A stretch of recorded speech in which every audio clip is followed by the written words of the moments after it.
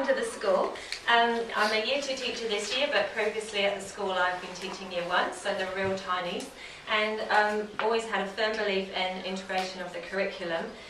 My team, I've got 4 classes in my team. I think you may have visited 19, 20, 21 and 22. And we took on a huge endeavour of actually having a performance with those children, which is actually week 10 of this term.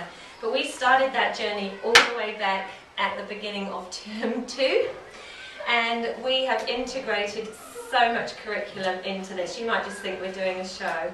But we started off looking at history of Auckland. We took the children to the museum and we did a lot of historical background right from the Māori through to the early immigrants, and we looked across the museum at that.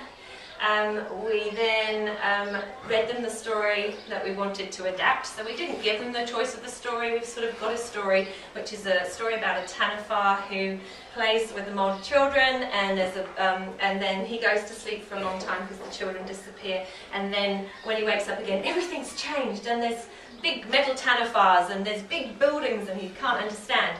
So we've adapted the story, and we've got Rangitoto erupting in our story because it's very, I don't know if you know Rangitoto, but it's the big volcanic mass outside of Auckland. So we've put that into the story, so we had to do some science.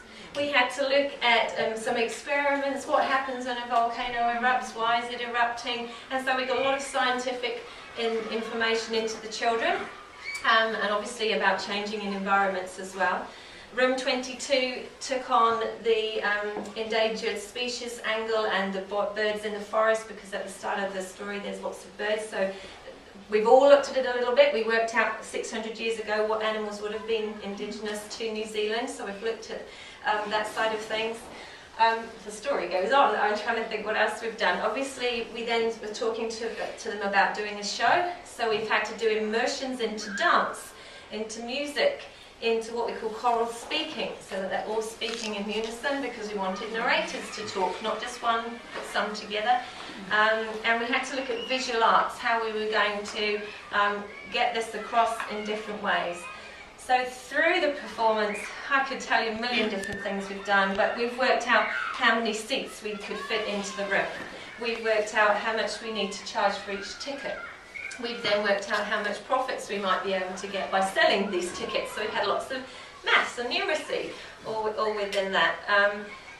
Each classroom's taken on different initiatives. We've got one class at the moment who's been working on the programme. My class are working on the tickets. The next door classroom was working on the posters for advertising, so we've done some marketing, advertising. And in my class where we did the tickets, we particularly looked at we looked at a lot of tickets, and they were saying, oh, they're all done on the computer. Gave me a really easy link into technology. We looked at, could we use different systems, Keynote or Comic Life on our computer systems, to develop a ticket. But what you'll find is through questioning, we do mind maps, we do organisers. These children will come up with ideas you have never even thought about. So we have 3 shows, and we were talking about tickets and the information that needs to be on the tickets. And then they started saying, well, who will know which day is which day? And I don't know. Oh, yes, we can put on it Monday or whatever the day is, and Thursday show. And no. Okay, well, what do you want to do? Different colours. So each show is a different coloured ticket, so that nobody can get confused. Green tickets Tuesday afternoon, red tickets Tuesday night, blue tickets Thursday night. I had not even thought about this. This is 6- and 7-year-olds telling me that I need to do this with the tickets. And I'm like, guys, this is fabulous, of course. Okay, so, you know, and we create a ticket. They do designing, they do drawing designing, they go on the computer, they do some designing. We get criteria for what the ticket needs to have. So it needs to have what the show is, where the show is, when the show is, how much the show is. All this sort of stuff, they come up with their criteria. Once we've got the ticket, I ended up having to do a basic ticket myself. There's so many ideas. We chose things we liked, and I put it together for them in the end because I was running out of time. And we did a critique on the ticket, and they turned around and said, no, you've got it wrong. Have I? I've got it wrong? Yes, we needed something on there that really enticed people to come and see the show. I said, what are you talking about? We want, you know, view this now. This is awesome. You know, come, don't miss out. And I was like, okay. And I'd already sent my ticket to John for approval because we had to come and see him and ask for permission to print and a budget for printing for the school, and he said, okay, well the deal is it has to have Gulf Harbour School Presents on it. I'm like, okay, that was an easy deal, but I did it, and they were like, yes, yes, go back, Gulf Harbour School Presents. So we had this, and I had to re-present it to John, because they said, well now Mr. Petrie has to check it. And I was like, okay, he has to check it. So it's email. Let's create an email, guys. We have to email Mr. Petrie. It's all those little tiny bits, but it's all real to them. It's something they're involved in. It's not, can you type me an email just because I'm telling them they have to type an email. It has a purpose and it has an outcome. And I think that's what is so engaging for them. And some of you visited this morning, and we were talking about they're keeping a journal.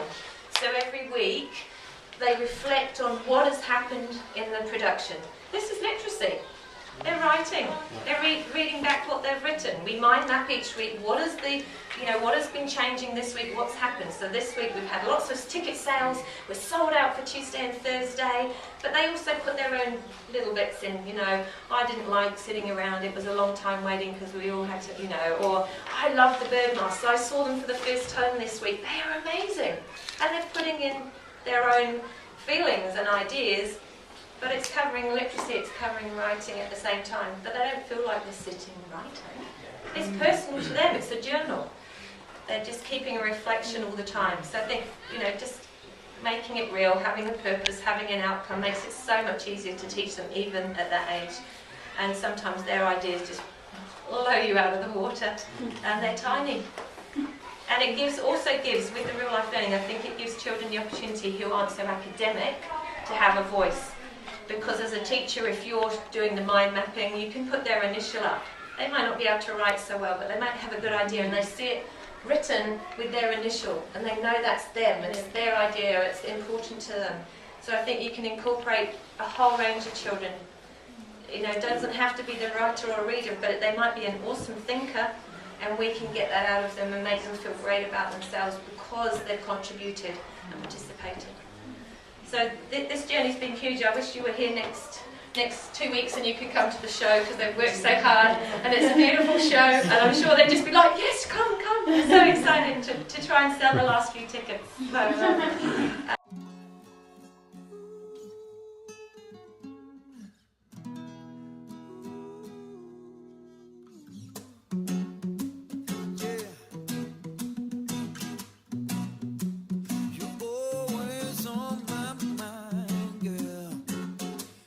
you know that you always. I remember when I first met you, I knew just what to do.